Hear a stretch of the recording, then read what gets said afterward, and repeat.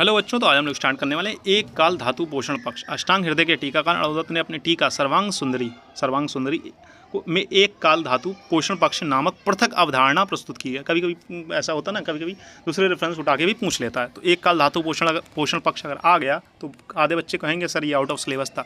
Out of syllabus नहीं, आपके syllabus में ही, ठीक है। इसका वर्णन किसने किया? अष्टांग हृदय के टीकाकार अरुणदत्त ने वर्णन किया। किस किताब में किया? सर्वांग सुंदरी। तो इस तरीके से MCQ भी आपके में आ सकते हैं, ठीक है।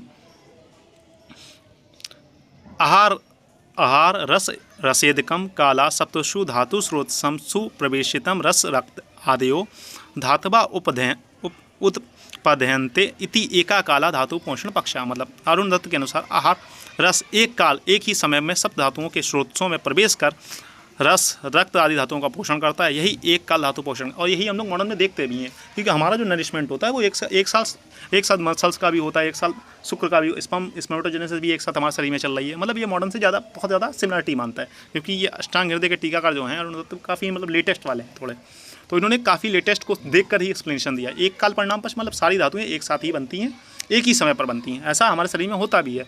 हमारे जैसे कि हमारा स्पर्मेटोजेनेसिस भी एक साथ चल रहा है, हमारे सेल्स मतलब RBC फॉर्मेशन और डिस्ट्रक्शन भी एक साथ चल रहा है, ब्लड सेल्स मतलब WBC भी एक साथ बन रहे हैं, मसल्स भी एक साथ ग्रो हो रही हैं, तो सब कुछ एक साथ हो रहा है। मतलब मांस धातु, अस्थि धातु, मज्जा धातु, शुक्र धातु, सारी धातुएं एक साथ ही चलती हैं, ठीक है। वास्तव में अरुणदत्त ने आचार्य चरक एवं सुश्रुत के कथन की ही पुष्टि की। उन्होंने वास्तव में ये कुछ नया नहीं बताया। आप लोग कहेंगे सर ये कुछ नया बताया। इन्होंने इन्हीं चीज़ों को, मतलब आचार्य जो चरक और सुश्रुत थे, उन्होंने उसी चीज़ को ज़्यादा इलोबरेटिव में एक्सप्लेन किया। जैसे कि आचार्य सुश्रुत ने क्या कहा था? रसा तो वावेन विक्षिता सर्वान धातु नाम प्राप्त है। वयान वायु के द्वारा प्रेरित होकर रस सब धातुओं का पोषण करता है। इन्होंने यही कहा है। इन्होंने कहा वयान वायु से प्रेरित होकर रस सभी धातुओं का पोषण, उसी चीज़ को इन्होंने अच्छे से एक्सप्लेन कर दिया, जिससे लोगों के समझ में आ सके, ठीक है। इन्होंने कुछ मॉडर्न ने भी वही किया है कि चीज़ों को अच्छे से एक्सप्लेन कर दिया, चीज़ों को वही चीज़ें हैं, ठीक है। तो चरक ने किया वयान रस धातु विक्षिप्तो कर्मणा युगपत सर्वंत ओजान देह विक्षिप्तो सदा, ठीक है। वयान वायु रस धातु को एक साथ ही संपूर्ण शरीर में सर्वदा पहुंचाती है। वही चीज़ आचार्य सुश्रुत ने कही है, वही चीज़ आचार्य चरक ने भी कही है, ठीक है। उसी चीज़ को आचार्य जो अरुणदत्त थे, जो सर्वांग सुंदरी जिन्होंने टीका लिखी है अष्टांग हृदय पर, उसी को चीज़ को अच्छे से एक्सप्लेन कर दिया।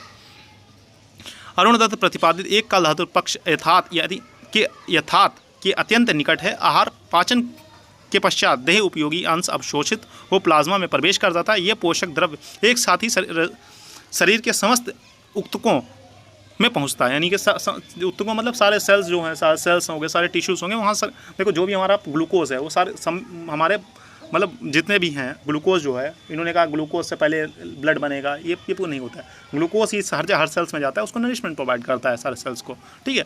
इसीलिए इसे मॉडर्न से थोड़ा ज़्यादा अधिकतर ज़्यादा कोरिलेट करके बताया गया। लेकिन ऐसा नहीं, आचार्य चरक और सुश्रुत ने इसके बारे में कुछ डिस्क्राइब नहीं किया, एकदम इन्होंने नया कुछ खोज के दे दिया, वो नहीं था। आचार्य चरक और सुश्रुत ने ये जो श्लोक हैं, उन श्लोक में इसका डिस्क्रिप्शन दिया था, लेकिन उसको अच्छे से एक्सप्लेन किया आचार्य अरुणदत्त ने, ठीक है।